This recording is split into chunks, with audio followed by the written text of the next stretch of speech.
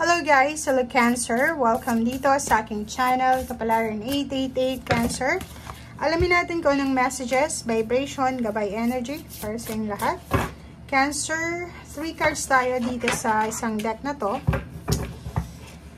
And tingnan natin kung ano yung messages sa'yo. Cancer. Queen of Cups, release 4 of Cups. Wow, ang galing.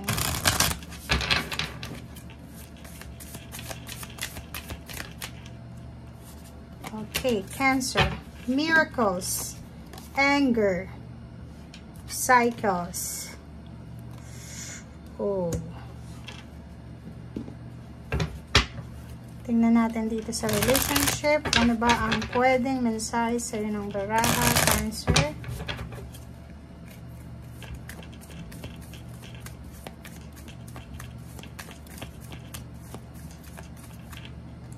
Okay, first card natin is 5 of Swords. Relationship yan, guys. Second is Ace of Cups. Last card na tayo.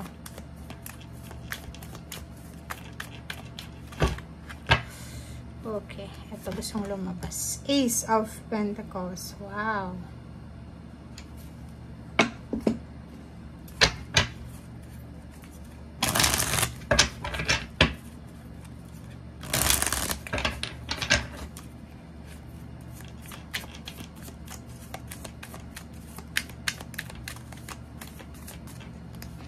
Money, 5 of Pentacles.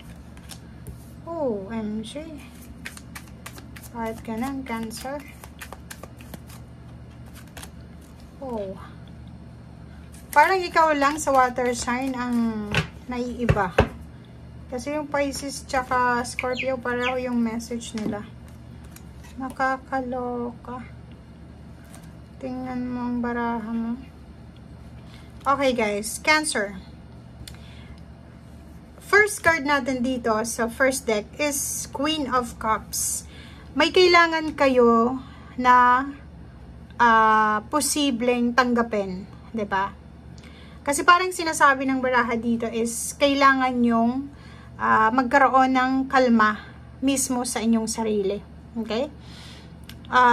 Kailangan yung maging loving, compassionate sa sarili mo or sa ibang tao. Dito sinasabi na may mga Cancer dito na masyado silang concern sa mga needs ng ibang tao sa paligid nila. Yung parang people pleaser ka. Yung ayaw mong may masabing hindi maganda sa'yo yung mga taong kaharap mo. Kahit na minsan, sinasakripisyo mo na yung kaligayahan mo, pati katahimikan mo, or kagustuhan mo. So, parang ka lang, go with the flow ka lang. Parang sunod ka lang sa crowd, di ba? May mga Cancer dito na hindi nila ma-execute or hindi nila magawa kung ano talaga ang gusto nilang magawa or gustong gawin sa buhay nila. Kasi nga, takot sila eh. Meron silang kinakatakutan. Masyado kang natatakot sa isang Leo. Nakikita ko sir dito na pinakalimutan mo na may karapatan ka rin pala na sundin kung ano yung gusto mo. Okay? Trust your intuition. Okay? Masyado kang attach sa isang taong ito na siya na yung dumidikta ng iyong mga ginagawa. Like for example, kung ilan lang yung magiging anak mo, kailangan mong sumunod sa taong ito. Pag sinabihan ka, tama na yung pagbubuntis mo, susundin mo siya. Kahit na hindi mo naman siya kaano-ano. Parang ganun. So, isang manipulator ito. Isang manipulator na posibleng minamanipulate niya yung pag-iisip mo, yung sarili mong desisyon, kaya hindi mo siya, parang tawag dito, hindi ka makaalis-alis sa kanya, sa energy niya. Okay? Parang nasa ibabaw ka ng palad niya.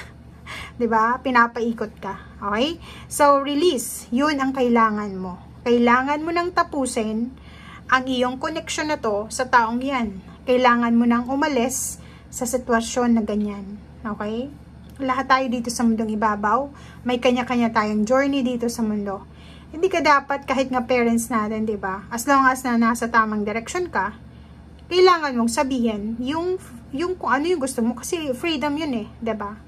Ang nakikita ko siya dito, parang wala yung freedom sa'yo eh. Sunod ka lang ng sunod. Kung anong sasabihin niya or nila, sunod ka lang.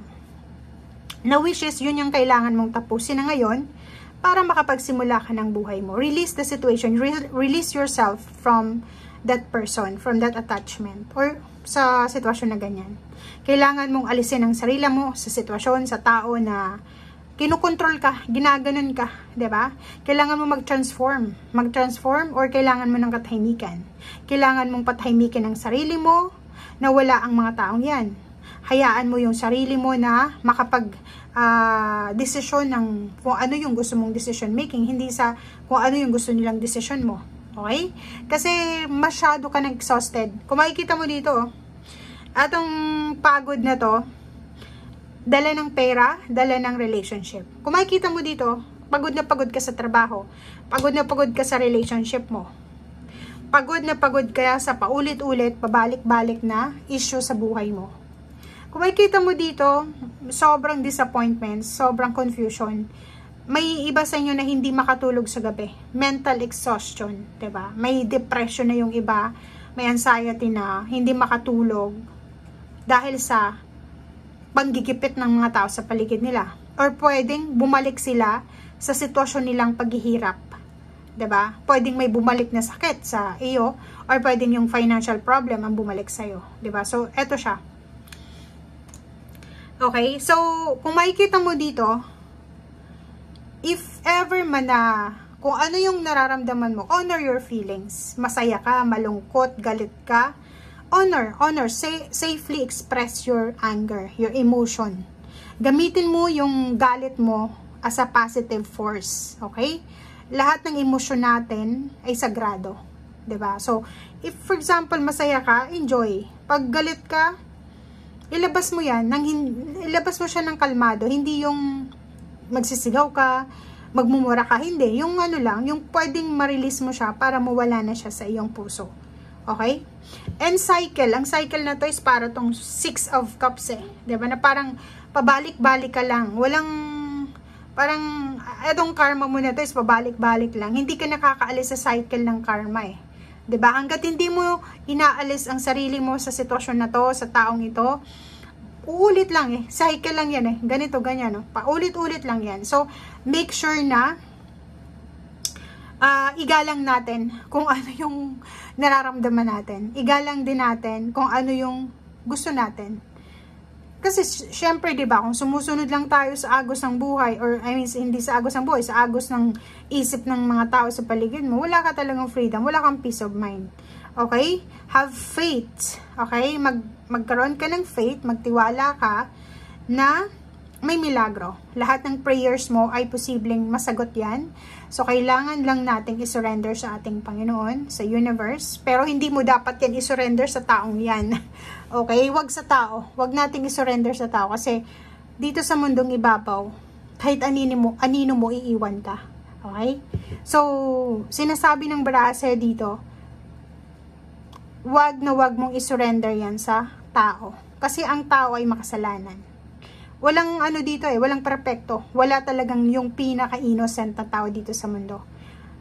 Kadugo, kapamilya, kakilala, pwede kang traidorin. So, make sure na sa Panginoon tayo magsumbong, sa Panginoon tayo mag-surrender ng lahat ng mga worries, fears natin. Huwag sa ibang tao. Pag may galit ka sa ibang tao, pag may nararamdaman ka, pwede mo yun i-express, pero hindi ka dapat na mag-express sa maling tao. Kasi pag na-express mo yun, isisiwalat niya yun, parang chismis.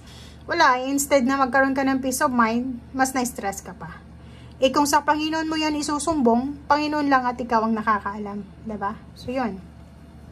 Okay, sa relationship naman, wala kang panahon. Diba? Parang yung ibang single dito, give up na sila. If ever hindi sila nakakatagpo ng maayos na relasyon, wala silang pakialam kung makakatanggap pa ba sila ng offer of love or hindi na. Kasi, ang focus nila is yung impormasyon tungkol sa pera.